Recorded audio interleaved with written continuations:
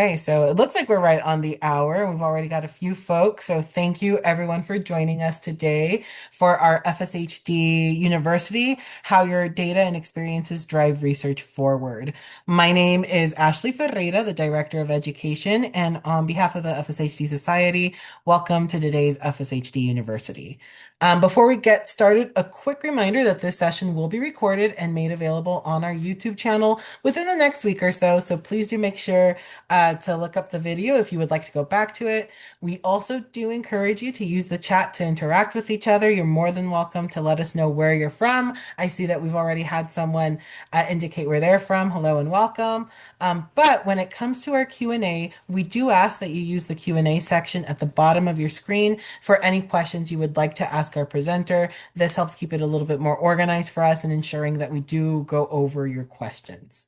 With that, I am going to go ahead and introduce our presenter today.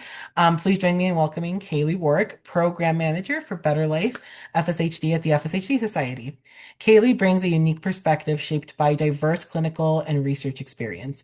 With a master's degree in medical speech language pathology, she spent 5 years as a speech therapist supporting families navigating a wide range of medical conditions, from premature infants and NICUs to older adults in nursing homes. In 2020, she transitioned into clinical research where she has worked across multiple therapeutic areas on biobanks, patient registries, investigator-initiated trials, and global pharmaceutical-sponsored clinical trials. This combination of direct patient care, clinical expertise, and sophisticated research experience positions Kayleigh uniquely to bridge the worlds of patient advocacy and rigorous clinical science. In her role at the Society, she brings both compassion and evidence-based insight to improving outcomes and experiences for people with FSHD. Those who have met her know that she is an absolute pleasure to work with and just such a great individual to be leading our Better Life program. And with that, we're going to go ahead and let her get started. Thank you for the kind introduction, Ashley. I'm excited to be here. I gave this presentation at FSHD Connect this year in Chicago, but we wanted to make sure everyone else could experience and learn from this topic of how your data and research drive experience forward. So with that, I'll kind of explain what we'll talk about today and what that question really means. Because basically, the question that I'm actually going to answer today is how can you advance FSHD research without participating in a drug trial? So it's possible that many of you may have logged on to the multi-chapter meetings this week or last week, where Amanda Hill presented on all the incredible updates from the International Research Conference, and including many developments in the drug therapy area, which are incredibly exciting. However, there are ways to advance FSHD research without participating in a drug trial, and that's really what I want to spend time talking about today and encouraging people, no matter where you are on your journey. So, the short answer to how can you advance research without participating in a drug trial is by participating in patient registries, participating in natural history and observational studies, and participating in non-drug interventions such as exercise and diet studies. Um, and so, with that, today as our kind of backdrop, I'm going to talk about how and why these pieces are important, and how, if you have even participated in any of these, that you have already made an impact in the FSHD research world today. So, as you know, our mission at the FSHD Society is to bring um, medications, potential treatments to the people. So we call this the drug development pipeline. And I know many presentations have been given about this topic. And I know our community can be well versed in how drugs can make it all the way to people. And that sits at one layer of this kind of pyramid of research. So that layer is kind of towards the top. But research actually exists in this huge ecosystem that I am going to describe as a pyramid. Um, so, to fill in the rest of the pyramid, if I start at the very bottom, that's where we have registries. And registries provide foundation epidemiological mapping. So, registries are how we know a condition exists and where we can find these people with this condition. Um, so, even though we spend a lot of time talking about clinical trials and that drug development pipeline, the only reason that we know this condition is even worthwhile to study or is a good target for therapy is because of these registries. And these registries can answer questions like, who are these people? Where do they live? What symptoms are they having? And then what sits on top of registries are what we call natural history studies. And so natural history studies provide what we call controlled progression data. So how this disease progresses. And the reason that they are important and they sit under clinical trials is that we can't measure a change in a new medication unless we understand how the disease would progress anyway. And as all of you know, FSHD is an incredibly diverse condition, and these natural history studies are incredibly important. So I'm going to spend a good bit of time today talking about them. And so, because we know who these people are, where they are, what symptoms they have, and how these symptoms progress, that enables clinical trials. And again, a lot of exciting things happening. I hope the chapter meeting was recorded last week from Amanda because she gave just the best updates. In a really well done manner. So I would encourage everyone to watch it if they haven't had the opportunity. Yeah, because clinical development is so exciting in FSHD right now, and it's that pretty part of the pyramid we talk about. And then what sits on top of that, the very end, is the day comes that we have a medication available to help with FSHD, and then research doesn't end. It actually keeps going, and it gets us to that top of the pyramid where we say, how are these people doing? And we could do that by looking at their medical records, and even going back to the registry data and understanding, after 10 years, is the medication still working? So that kind of data after a medication is approved is called real world data. And that's any data or information about a person's health that exists outside of a clinical trial about a medication once it's approved. So, um, again, I kind of like to think of the top of the pyramid as a very attractive, the cherries on top of your ice cream. And today I'm going to be talking about fruits and veggies and why we must eat our fruits and veggies. And what that means is participating in those natural history studies and those registries, even though they aren't as glamorous as getting in that trial and testing out that medication, because we have these fruits and veg that really enables us again on this whole continuum. So my goal today again is to talk about why these bottom pieces that aren't as flashy are still incredibly important and how you can join today.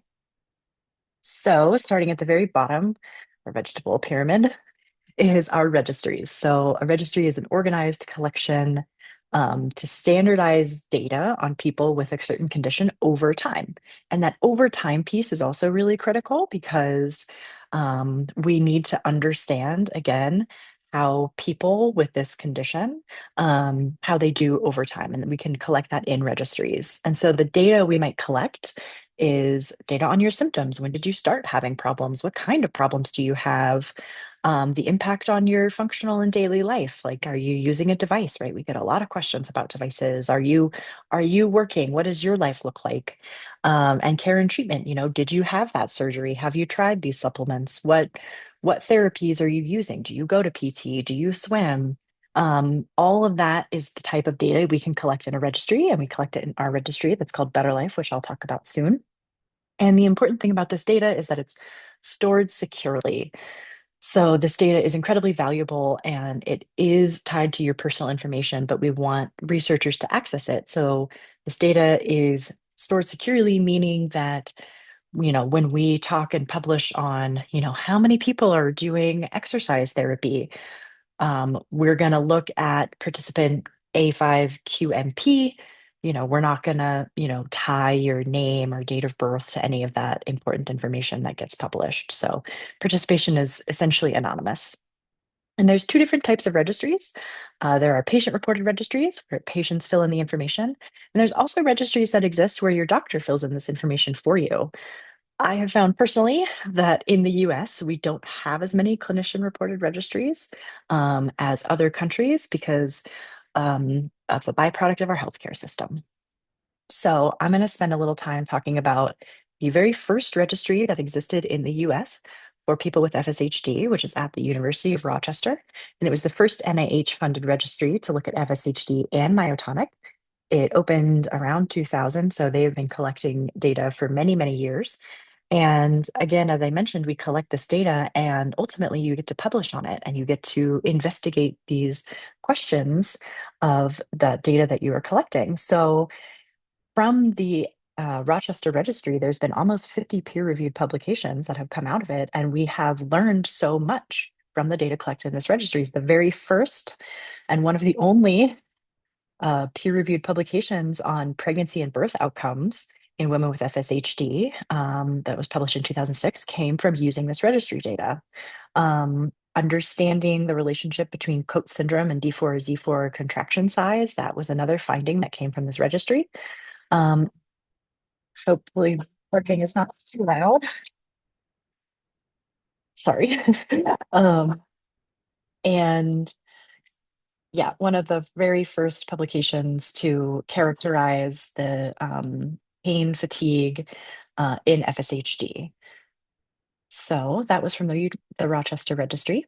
And I'm going to move on and just talk a little bit about one component here, which is again, you may have participated in this Rochester registry, and you may not have known that the information that you provided when you filled out those surveys and mailed them back ended up with us advancing the field. And so there's usually, I'll see if my cursor shows up, this tiny little paragraph that comes in at the very bottom of these peer-reviewed publications where we say, thank you to the participants and families who participated in the registry. Again, it's not much of a recognition and it's not direct to you of how you um, participated, but I'll kind of circle back to that in a moment. Okay, so now I'm going to spend some time talking about the registry that is housed in the FSHD Society, which is called Better Life. So you might have heard us talk about Better Life a few times. Um, we just launched it in 2024, um, and we have almost 700 participants.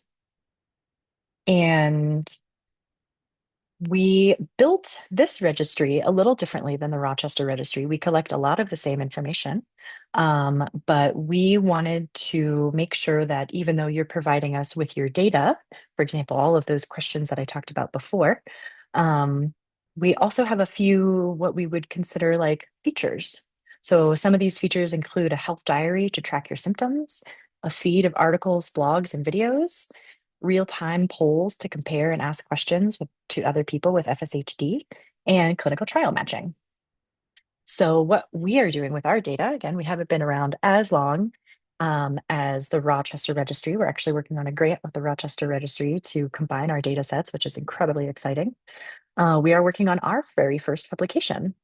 We also were approached by a pharmaceutical company because we collect data on preferences people might have for participating in clinical trials, such as what procedures you're willing to do and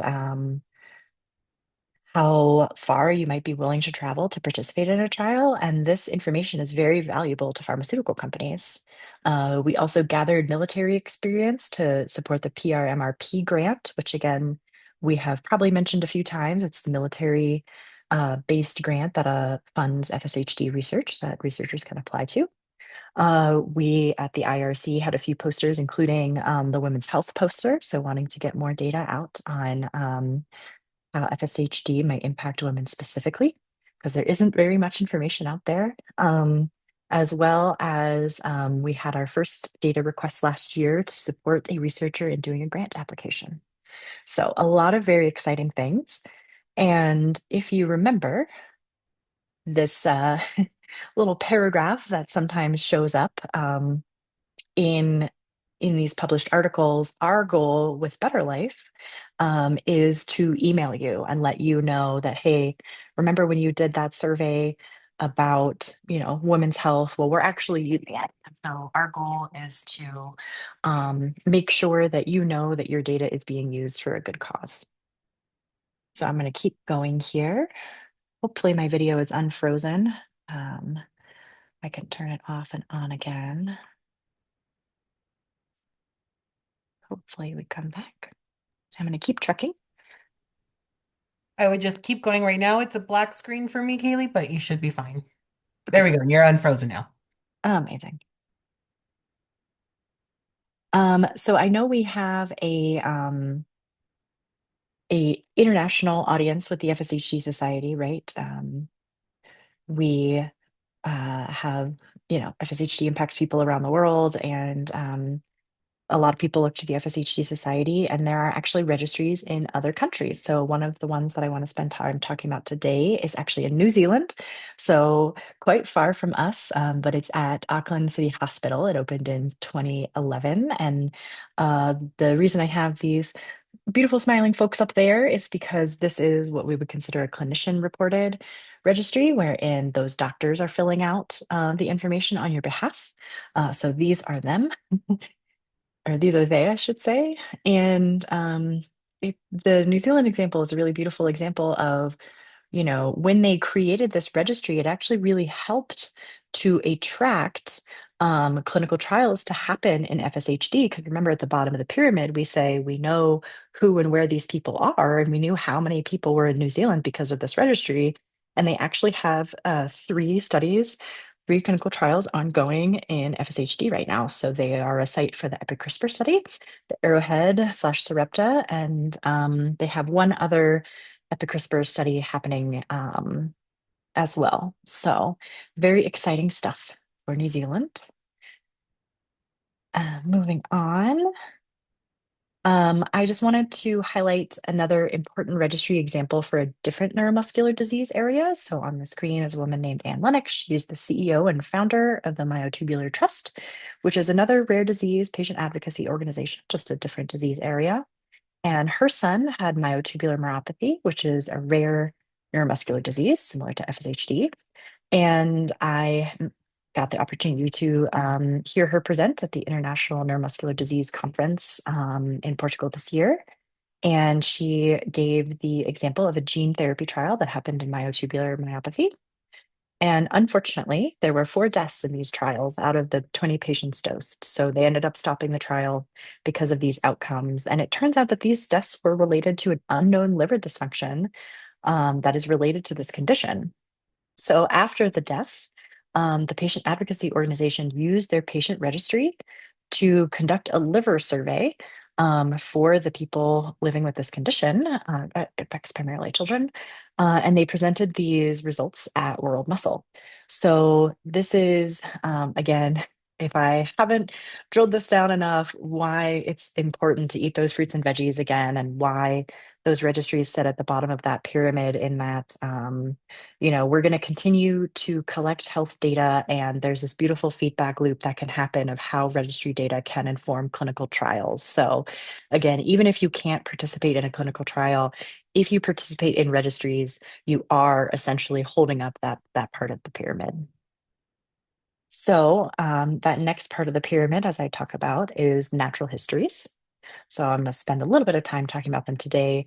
Ultimately, natural history studies are long-term studies designed to observe and measure the disease over time without intervention. So similar to registries, we're trying to understand how fast a disease progresses, what symptoms are happening, and what outcome measures change over the study that are really relevant. So is it your grip strength? Should we measure your walking? And again, um, understanding how the disease progresses and ultimately what we should measure um, are essential for designing clinical trials. And because I don't like to quote myself, I am going to quote Professor Andreas. I don't know how to pronounce his last name, who is a pediatric neurologist.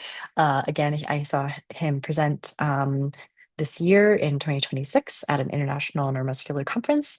And to quote him, he said, endpoints, again, what we are measuring to prove that a drug or potential new medication works in a clinical trial, are born or die in natural history studies. So again, without natural history studies, trials are blind to change. So again, this is not FSHD specific. This is the whole research ecosystem. And again, why I can't emphasize enough how important it is to participate in these types of studies, even though they are drug trials.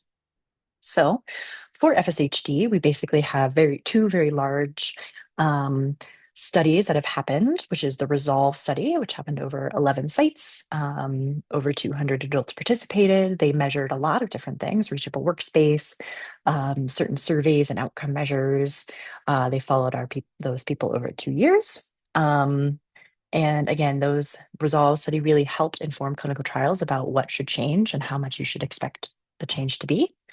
And then there's also the MOVE study, which is happening in 16 sites across the globe. It's also longitudinal. They collect a little bit more data. They get MRI biomarkers, so you're often giving your blood as well as a lot of the same patient-reported measures of you reporting how well you're doing. Um, and then lastly, I want to talk about Move Peds. So on the screen is Michaela. I believe she got married and has a new last name. She is at Kansas, University of Kansas. And she is also directing the Move Ped study. So the Move Ped study is very interesting and important because it is specific to pediatrics, because as we know, many times clinical trials happen in adults, maybe adolescents. But oftentimes that reason is because children progress differently. And again, we don't know how they progress unless we have that natural history data.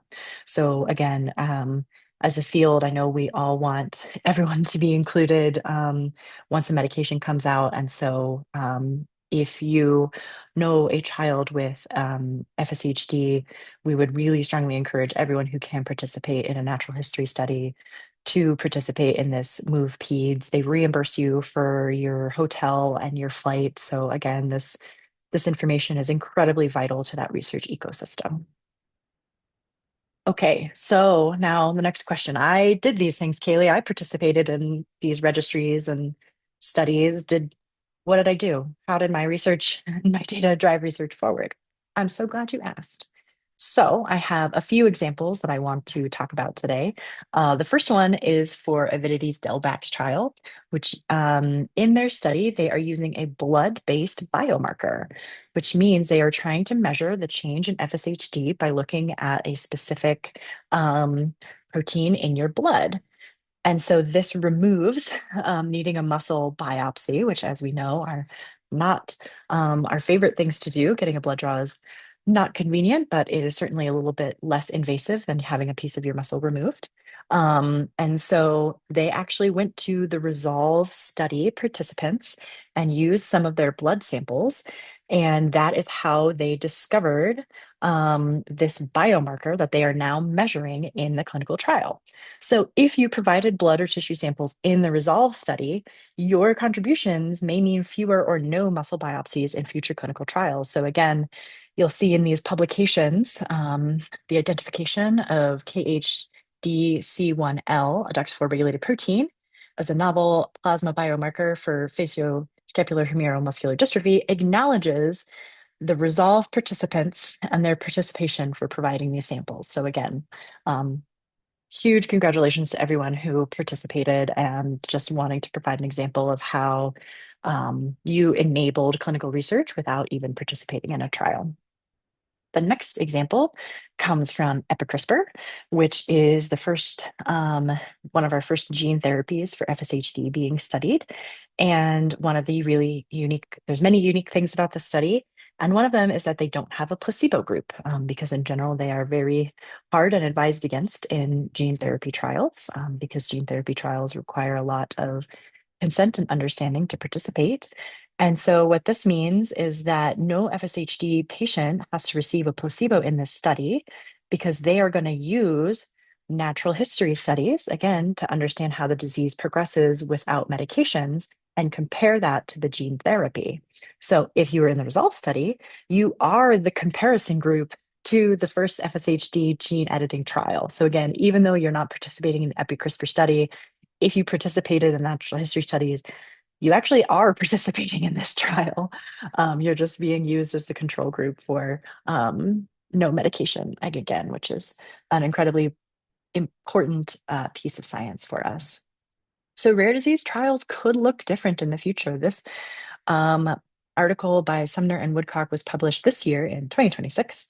And it just talks about that studying drug development in rare diseases might not fit those specific models, such as using a placebo group. And, like we're seeing this in Duchenne. What do we do if, we want to continue taking medications, but, most people are already on a medication? How do we find those people? What do we do? And so this article tells us that in between 2000 and 2019, 45 FDA trials, FDA approvals of medications, almost half of them use this natural history data to circumvent some of those placebo problems and other issues we talk about in clinical trials with rare diseases. So again, just something to look forward to for the field, and where we are heading. And lastly, I'm going to talk about the very attractive cherry at the top of the pyramid. We're going to skip clinical trials. I would strongly encourage you to find Amanda's presentation from last week from the multi-chapter meetings, as it was incredibly informative for the clinical trials occurring in FSHD. And so, just as a reminder, our goal is always bringing the medications to the people. Yay, that happened. We get to this beautiful top of the pyramid called real world data. And so after a drug is approved, registries and natural history data and collection don't stop. They actually become more valuable, and life keeps moving. People keep taking the drug, and trials are designed for a few years. But what happens when someone's on a medication for 10 years? And so this is where real world data comes in. And real world data, as I mentioned earlier, is any um, information that's collected outside of a clinical trial that's related to this condition of how you're doing from different sources. And this data becomes incredibly important because it can do a lot of things. And one is label expansion. So we saw this in cystic fibrosis, where the patient registry data was used to expand the inclusion of who could be prescribed the medication because of the registry data that was used that understood their progression and that they also might benefit from this medication, even though they didn't participate in the trials. They can also catch rare side effects that don't show up in trials. Again, trials only occur for a few years. They include a very narrow set of people. Real world data give payers evidence to cover a drug. So we saw this example from SMA, where they used real world data and survival rates to determine how much the insurances would reimburse the drug companies for. And it can also inform research funding priorities. So again, this is coming for us one day, and it's very exciting. And we will get there in FSHD. So if you haven't been inspired enough, again, I hope you take some time today to participate in a registry or natural history study. I'll leave these QR codes up here, along with a reminder to eat your fruits and veggies. If you are calling in from outside of the US, there are international um, resources we can connect you with. Please look up the FSHD Society World Alliance, and we have a list of countries and list of their registries that you can participate in. Again, this is not just in the US, this is all over the globe, and we would really encourage you, perhaps if you're feeling discouraged about a wait list for a trial or not getting in, again, hopefully today I've convinced you that you really can make a huge impact to the field without enrolling in a drug trial. So with that, I will say thank you. I'll put the QR codes back up, and I think we get to move to questions. Thanks so much, Kayleigh. Really appreciate that conversation and all of that, um, guidance in terms of what you can expect. One of the questions that we have, if you can talk a little bit about it, it always concerns privacy and safety of Mm. information. So, can you tell us a little bit about how patients can ensure that their data is valuable for research, but that it will be handled responsibly? Yeah, that's such a good question and is a question shared amongst a lot of people. And so I'm very happy to report that, again, this whole pyramid of research that I talked about, there are many, many, many international and local US specific laws specifically privacy laws that govern how research is conducted. So, anything that I talked about today, any examples from registries, natural history, real world data, clinical trials, all of those opportunities to participate in research follow very strict, highly governed research laws. And I'll give you an example, which is one of the research laws set out, I think, mostly after World War II, in the Declaration of Helsinki, is that research should be conducted under an ethical review board. So, anything that you are asking to do, a trial of ethicists has determined is reasonable and safe. And that also goes for data privacy. There are standard practices and laws you must follow to protect health information. And again, as an example, um, I alluded to many times in registries, again, we need to know your name and who you are, but then to use your data, you get assigned like a code, like MQ35P, right? And it doesn't have any of your personal health tied to it. And only a very small number of qualified people who are following all the laws and regulations will be able to access that code. So we can still use your information. Again, if we think about the EpiCRISPR example and from the Resolve study, or apologies, the Delbach trial where they used the blood-based biomarkers, they were like, we need to know this blood came from a man in his 50s, but they don't know your name. They don't know who you are, where you live. They just know that you were a man in your 50s, again, because it is attached to that code. And there's a like a firewall that exists between that code and your personal information. So we have a few FAQs on our Better Life website that you can go to. Here, I think it'll take you to the global page, and then you can navigate to the other page. But yeah, most again, because there are laws that we are following, it is incredibly important. And yeah, I could talk for a very long time, and I'm happy to take questions offline and help people understand how their privacy is protected because it's incredibly important. Thank you, Kayleigh. Are there populations within the FSHD community that are currently underrepresented in registries or natural history studies? And if so, what can we do to improve participation and ensure the data reflects the entire community?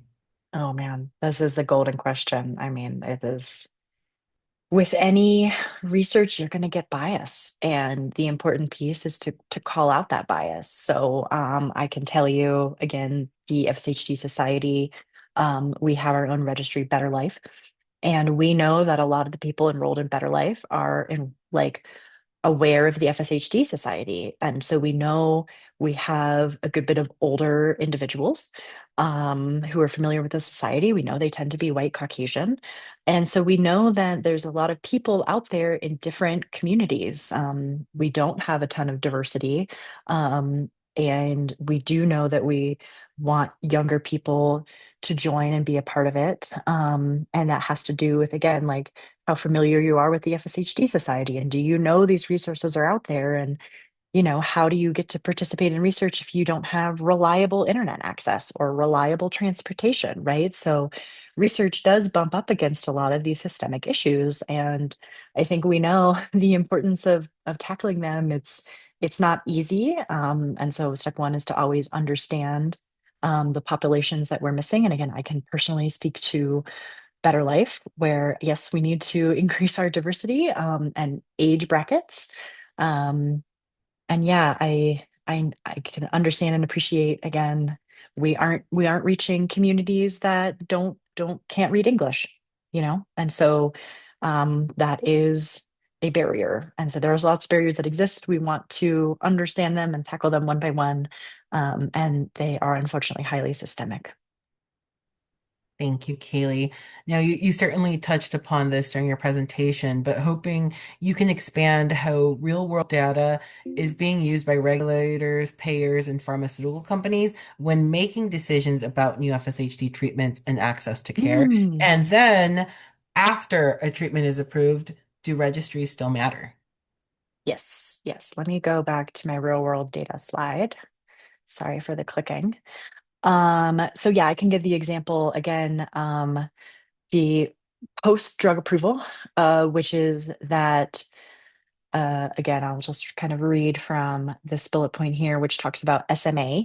Um, so payments from insurances to the drug company didn't go through until the real world registry data showed that the therapy actually improved their lives and that children didn't die from following the therapy. So if someone didn't get better or they passed away, that actually influenced whether the drug developer got paid by the insurance company. Um, so that's a post approval example. A pre approval example, again, like when we talk about regulatory decision making. The FDA, and I almost put a slide up in here. I might have it hidden away somewhere. The FDA actually published guidance, I think this year as well, that said that the FDA specifically is going to start listening more and caring more about the patient voice and patient experience for clinical trials. So, again, if you have drug A and you can demonstrate that in drug A, you can, go up one step half a second faster than you could but if you weren't taking drug A, the FDA says, well, what does that mean to patients? And so what we talk about and how this data can become useful is that we can kind of coalesce this data and say, our patients really care about upper body mobility. They say, I don't care that I can walk up a step faster. I need to wash my hair. And so the FSHD Society as a whole is doing a lot of perhaps FDA listening sessions. They are writing resources for the FDA. And now those resources will start to include Better Life data, which again is very valuable to say, hey, regulators, you're asking what's important to the patients. We now have the numbers to say, this is how many people say it should be upper body. This is how many people say, I wanted to impact my daily living. So yeah, that's kind of a few examples of how downstream this data can impact it. So hopefully that answers the question. It's a really good question.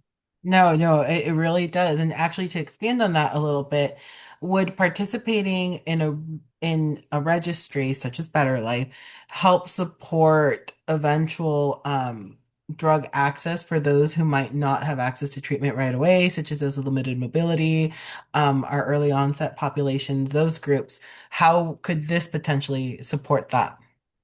Yeah, and again, I'll recall us back to bullet one here of label expansion, which was there is precedence for it.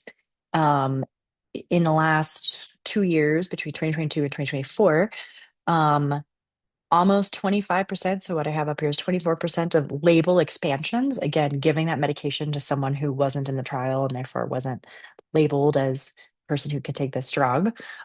Used real world data from registries, natural history studies, electronic health records, to say that, hey, these people will benefit from this drug. So again, we have precedent from cystic fibrosis, that they did indeed do this with one of their drugs. So there is precedence, and we know that it can happen. And again, it will come down the road once we have a drug. And that again is why the importance of collecting this data now and having this data available to say we have 10 years worth of this data. We're gonna use it to accomplish these ends. There's absolutely precedence for it. Thank you. Again, something that you certainly, covered in your presentation, but can you just go over again how important it is for patients to keep their registry information updated over time, to complete the surveys fully, and how does that impact the way data, is measured? Are you a plant, Ashley? That is the perfect example. I actually we are publishing a blog very soon to help expand on this. So I put up the QR codes again. Just if you haven't logged into Better Life in a while, here's your opportunity. Just a little friendly reminder. Um, but just to say that Here's a real world example. We had a researcher who works with mice and started looking at the blood and noticing that certain proteins that you can find in common supplements might actually help the mice with FSHD, like have less disease progression. So this researcher said, hey, you get a lot of data in Better Life using registries to have people talk about their supplements. And it turns out that some of the supplements that he was researching, we ask about. And so it's like, okay, great. Yes, we have information on supplement data. And then now to use that data, to make that data useful, we have to say, did those people have less progression? And that's a different survey in Better Life. So we might have 500 people who told us they take these supplements, but if they never told us the severity of their FSHD, we can't actually use that data to help understand and make this hypothesis and test this theory. So we need people to submit the first group of surveys, the research ready surveys. You get a badge and everything for doing it. Um, Having people complete those surveys means your data is now usable. And again, we need to understand maybe the supplement helps people with their certain parts of their body. Again, we would need people to fill out the entire survey so that we can compare really apples to apples and everyone who is taking these supplements to everyone who's not taking these supplements. So if we have half of your information, that's a great start, but it doesn't mean that we can actually use this data yet. So again, it is incredibly important to have folks complete all of the data and surveys that we have.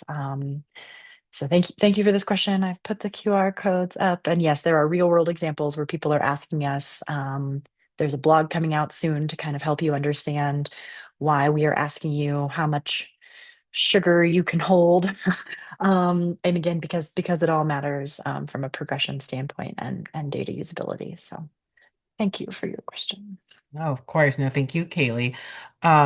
Looking forward, what are the biggest unanswered questions in FSHD research that you can think of that registries, surveys, and natural history Oh my studies goodness. are uniquely positioned to answer? Oh man, what isn't a question, I think is better. I mean, there's so much we don't know. We had a research intern this summer who looked at women's health data, right? Where there's only maybe one, maybe two publications on does childbirth impact your FSHD, right? Does menopause impact your FSHD? We don't really know these questions. There's so many questions, and I think one of the beautiful things about Better Life too is like kind of crowdsourcing that information of being like, what device helped you here and what therapy here, right? Those tips and tricks that live amongst our community, but aren't published yet. There's just so much of that in Better Life of, what diets you're using, what supplements you're using. Genetic testing even, why haven't you gotten a genetic test? How hard is it? What did you get misdiagnosed with? How long did it take you to get diagnosed, right? Like the whole point is to really flush out the patient experience. And again, we all know there's holes in the patient experience that we don't have a complete picture because everyone's a bit different and on their own path, and but there's so much knowledge in the community. Gosh, yeah, I have a list of 100 questions that were like, wouldn't it be nice to know again, like, um oh my gosh, I it's a grand question, and I like my list is forever long. And again, it's like sleep, right? Fatigue. I mean, anything you can think of. There's still so much to learn in this disease space. Excellent. No, I agree. And that's the beauty of these types of tools, right? Where we can get creative with some of these questions as well. The last question that I have for you, a few of our folks, obviously we want the researchers to conduct the research. We want them to be able to access, data and have everything that they need to move us forward to treatments. But for patients who are interested in just kind of looking at the data or kind of seeing where they benchmark compared to other patients? Are there any ways that registries or tools can help with this? Yeah, I think traditionally registries were not necessarily designed with this type of comparison in mind, unfortunately. I do think Better Life is very unique in that and is trying to help solve this issue of people understanding where they compare to others. I think right now, again, it's primarily done through social media and our gathering place groups where people can talk amongst themselves. Did I answer your question? I might need you to repeat the question for me. Yeah, no. That was good. Really, just how Better Life can help folks kind of maybe see where they compare on their journey.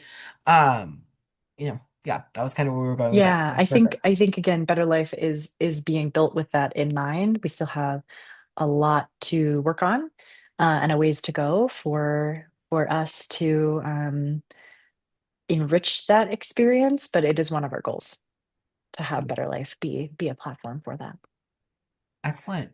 Well, thank you, Kayleigh, so much for your time today. And thank you, everyone, for the questions that you submitted and for joining us today and really being part of the conversation and becoming more educated in how you can contribute to research and ultimately get us to our goal of finding a treatment.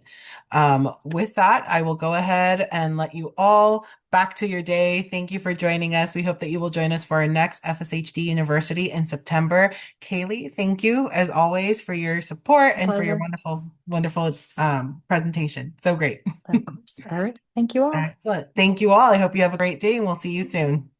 Bye-bye.